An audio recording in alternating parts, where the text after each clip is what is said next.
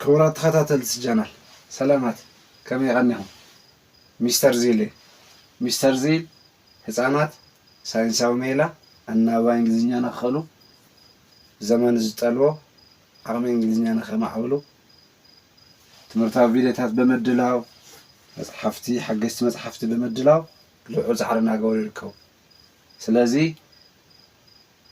እዚ ኩሉና ህፃናት ክበፅሕ ክጥቀምሎም ክልወጥሎም ዩቲዩብ ቻነልና ሚስተር ዚል ኤዲክ ሰብስክራይብ ላይክ ሼር በመግባር ቲክቶክ አካውንትና ሚስተር ዚል ኤዲክ ፎሎው ላይክ ሼር በመግባር ዚል እንግሊሽ ካብ ኬጂ እስካብ ራብዓይ እትነውግዖ ዘለና ናይ ድምፀት ሳይንስ ወይ ከዓ ፎኖሎጂ መሰረት ገይራ ዝተዳለወት መፅሓፍ ዚል ስፖከን እንግሊሽ ቮሊዩም 1 ካብ ኬጂ እስካብ ራብዓይ ንዘለዉ ህፃውንቲ ዝረርብ ንክኽእሉ ሓጋዚ ዝኾነ መፅሓፍ ዚል ስፖከን እንግሊሽ ቮሊዩም 2 ፎር ኢንተርሚዲየት ሌቨል ካብ 5 ንላዕሊ ዘለዉ ተምሃሮ ዝረርብ ንክኽእሉ ብዓቕሞም ዝተዳለወት ዚል ግራመር ዚል ሳይንስ ብምዕዳግ ህፃውንቲ ክበፅሖም ክጥቀምሎም ክልወጥሎም እጃሞም ይዋፅኡ።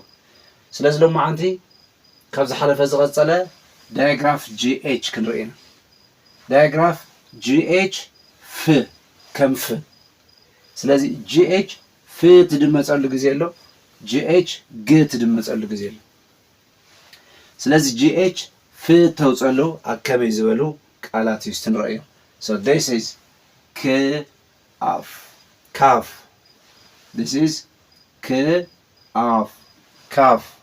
ስለዚ OU ናይ ባዕሎም ብግዚኦም ክንመፀሎም ኢና ቫወል ዳያግራፍ ዝበሃሉ OU አው ዝኾነሉ ግዜ ኣሎ so calf calf ስለዚ እዚኣ GH ፍ ኸውን ድምፃ enough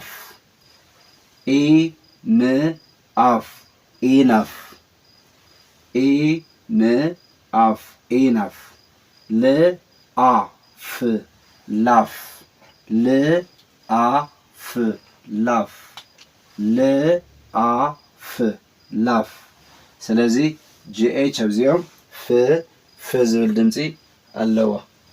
tough traf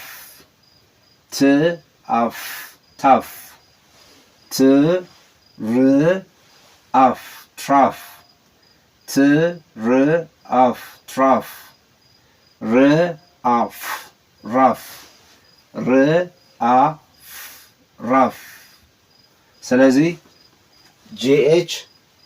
GH ፍ ትኾነሉ ርኢና ኣለና GH ፍ ዝኾነሉ ርኢና ኣለና። ሕዚ ከዓ ዳያግራፍ GH as ግ ዝብል ድምፂ ትፈጥረሎም ቃላት ከዓ ንርአ። ስፓጌቲ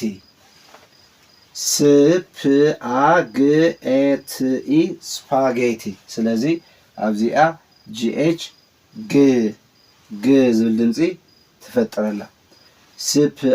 ስፓ ግኤ ጌ ትኢ ቲ ስፓጌቲ አፍግአን አፍጋን አፍግአን አፍጋን አፍግአን አፍጋን ስለዚ GH እዚኣ ግ ትኸውን ድምፃ ግአንአ ጋና ጋና GH እዚኣ ግ ትኾንላ ድምፃ ማለት እዩ። ሶ ይግአርት ዮጋርት ይግአርት ዮጋርት ይግአርት ዮጋርት ግኦስት ጋስት ጋስት ስለዚ ኣብዚ GH ግ ዝብል ድምፂ ፈጢራ ኣላ። ስለዚ ክቡራት ተኸታተልቲ ቻናል በብግዚኡ እንሰዶም ትምህርታዊ ቪድዮታት ክበፅሕዎም ዩቲዩብ ቻነልና ሚስተር ዚል ኤዲክ ሰብስክራይብ ላይክ ሼር በመግባር ቲክቶክ አካውንትና ሚስተር ዚል ኤዲክ ፎሎው ላይክ ሼር በመግባር እዚኦም ከምዚኦም ዝኣመሰሉ ቪድዮታት ክበፅሕዎም